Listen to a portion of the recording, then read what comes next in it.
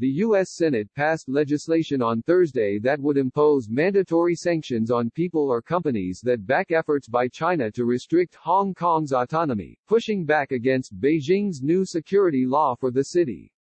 The measure also includes secondary sanctions on banks that do business with anyone found to be backing any crackdown on the territory's autonomy, potentially cutting them off from American counterparts and limiting access to U.S. dollar transactions. The Hong Kong Autonomy Act, passed by unanimous consent. To become law, it must also pass the House of Representatives and be signed by President Donald Trump. Democratic Senator Chris Van Hollen, a lead sponsor, said in the Senate the legislation would send a clear message to Beijing that there would be consequences if it acts to undermine Hong Kong's autonomy.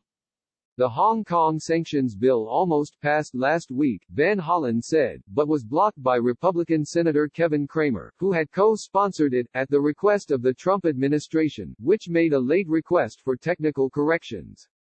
The delay underscored the complications of passing legislation pushing back on China, as the administration pursues a trade deal and the two powers grapple for international influence and clash over human rights.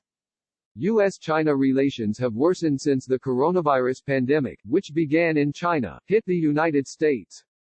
China's security legislation prompted Trump to initiate a process to eliminate special economic treatment that has allowed Hong Kong to remain a global financial center. China hawks in Congress have pushing for a strong U.S. reaction to any clampdown in Hong Kong.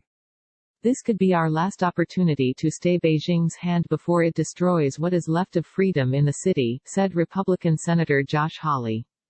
The Senate also passed a resolution, introduced by Hawley, condemning the proposed security law.